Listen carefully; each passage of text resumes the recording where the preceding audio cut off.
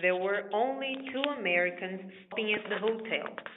They did not know any of the people they passed on the stairs on their way to and from their room. Their room was on the second floor facing the sea. It also faced the public garden and the war monument. There were big palms and green benches in the public garden. In the good weather, there was always an artist with his easel. Artists liked the way the palms grew and the bright colors of the hotels facing the gardens and the seas. Italians came from a long way off to look up at the war monument. It was made of bronze and glistened in the rain. It was raining. The rain dripped from the palm trees. Water stood in pools on the gravel path. The sea broke in a long line in the rain and slipped back down the beach to come up and break again in a long line in the rain. The motor cars were gone from the square by the war monument. Across the square, in the doorway of the cafe, a waiter stood looking out at the empty square. The American wife stood at the window looking out. Outside, right under the window, a cat was crouched under one of the dripping green tables. The cat was trying to make herself so compact that she would not be dripped on. I'm going down and get that kitty, the American wife said. I'll do it, her husband offered from the bed. No, I'll get it. The poor kitty owl's trying to keep dry under the table. The husband went on reading, lying propped up with the two pillows at the foot of the bed. Don't get wet, he said.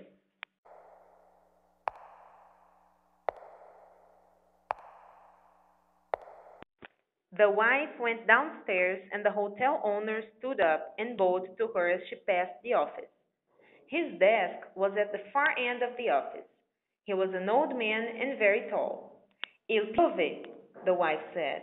She liked the hotel keeper. Sì, sì, signora, brutto tempo. It's very bad weather. He stood behind his desk in the far end of the dim room. The wife liked him. She liked the deadly serious way he received any complaints. She liked his dignity. She liked the way he wanted to serve her. She liked the way he felt about being a hotel keeper. She liked his old, heavy face and big hands.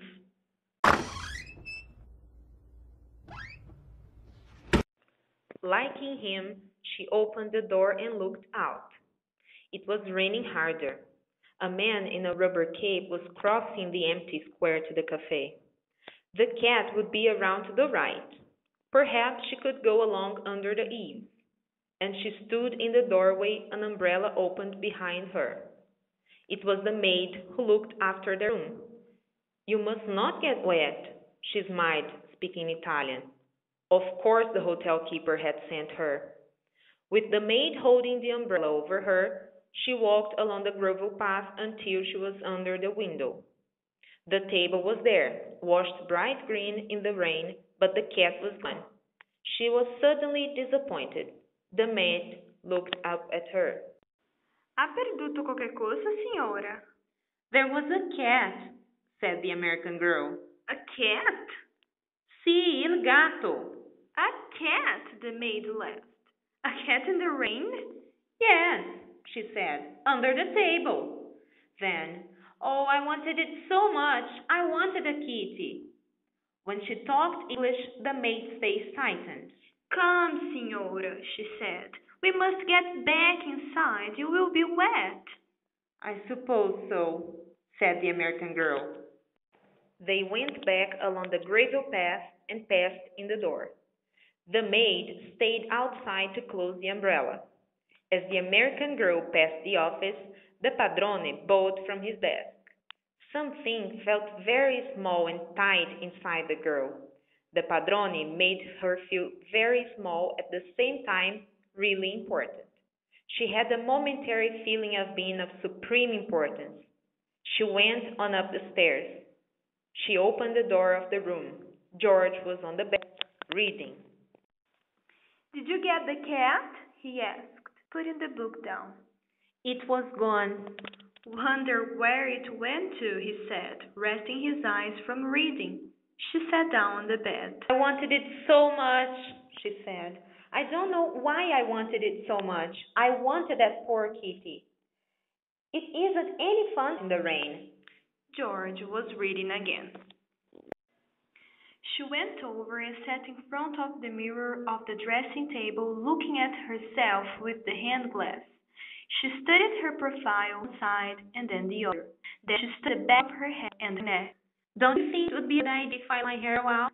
She asked at her profile again. George looked up and saw the back of her neck, clipped close like a boy's. I like it the way it is. I get so tired of it, she said. I get so tired of looking like a boy. George shifted his position in the bed. He hadn't looked away from her since she started to speak. You look pretty darn nice, he said. She laid the mirror down on the dresser and went over the window and looked out. It was getting dark. I want to pull my hair back tight and smooth and make a big knot at the back that I can feel, she said. I want to have a kitty to sit on my lap and purr when I stroke her. Yeah, George said from the bed. And I want to eat at a table with my own silver, and I want candles, and I want it to be spring, and I want to brush my hair in front of a mirror, and I want a kitty, and I want some new clothes. Ah, shut up and get something to read, George said. He was reading again. His wife was looking out of the window. It was quite dark now and still raining in the palm trees. Anyway, I want a cat, she said. I want a cat. I want a cat now.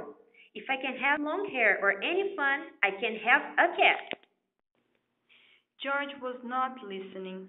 He was reading his book. His wife looked out of the window where the light had come on in the square. Someone knocked at the door. Avanti, George said. He looked up from his book. In the doorway stood the maid. She held a big tortoise shell cat pressed tight against her and swung down against her body. Excuse me, she said. The padrone asked me to bring this for the signora.